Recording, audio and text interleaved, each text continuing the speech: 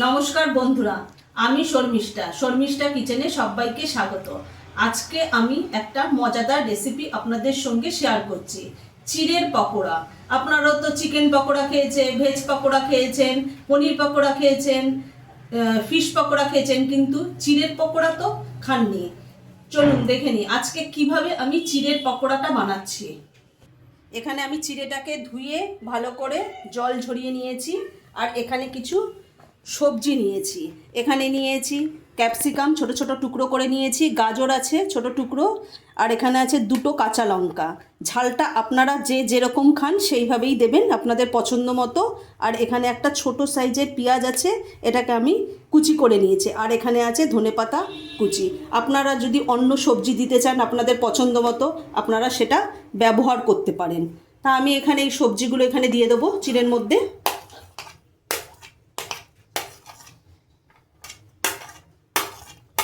আমি সমস্ত সবজিটাই এখানে দিয়ে দেবো। আমি এখানে 2 চামচ ময়দা দিয়ে দেবো,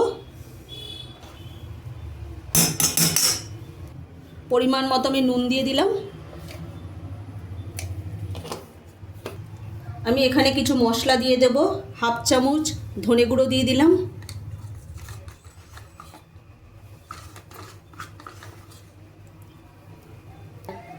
1/2 চামচ জিরে গুঁড়ো, 1/2 চামচ গরম মশলা গুঁড়ো, আর 1 চামচ গোলমরিচ গুঁড়ো, অল্প একটু হলুদ গুঁড়ো। আমি সমস্ত উপকরণগুলো হাত দিয়ে চিড়ের সঙ্গে মেখে নেব। এখানে আমি কোনো জল ব্যবহার করব না। আমার পকোড়ার জন্য একেবারে রেডি। এইভাবে আমি পকোড়াগুলো বানিয়ে নেব। দেখুন দেখুন এরকম সাইজের। আমি আর একটা করে দেখিয়ে দেবো। এখানে আমি কোনো জল ব্যবহার করিনি, আপনারাও করবেন না জল। এইভাবে হাত দিয়ে এভাবে করে নেবেন। দেখুন কত সুন্দর হয়েছে। আমি এখানে 8টা পকোড়ার বল তৈরি করে নিয়েছি, শুধু এটা ভেজে নিলেই একেবারে রেডি। আর বাদবাকিটা আমি রেখে দিয়েছি, কেন এতটা আমার দরকার নেই তার জন্য। আমি ইন্ডাকশানে আমি ফ্রাইটা করে নেব। এখানে আমি কড়াই বসিয়ে দিয়েছি। এবার কড়াইয়ের মধ্যে আমি এখানে সাদা তেল, রিফাইন অয়েল দিয়ে দেবো।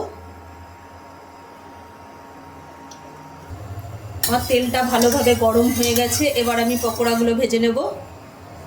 আমি সবগুলো একসাথে দেব না, 2-3টে করে ভেজে নেব। আমি 4টে পকোড়া দিয়ে দিয়েছি এখানে। আমি এগুলো উল্টে পাল্টে লাল করে ভেজে নেব। প্রথমবারের পকোড়াগুলো আমার ভাজা হয়ে গেছে, এগুলোকে আমি তুলে নেব।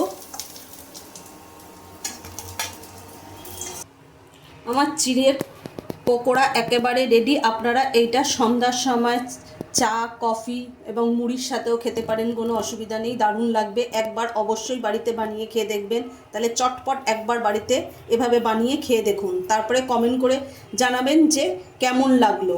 আপনারা তো অনেক ধরনেরই পকোড়া খেয়েছেন, কিন্তু এইভাবে একবার চিড়ের পকোড়া বানিয়ে খেয়ে দেখুন। আজকে যদি আমাদের এই চিড়ের পকোড়ার রেসিপিটা যদি ভালো লেগে থাকে তাহলে লাইক, কমেন্ট, শেয়ার এবং সাবস্ক্রাইব করতে ভুলবেন না। আর অবশ্যই এভাবে বাড়িতে বানিয়ে খেয়ে দেখবেন।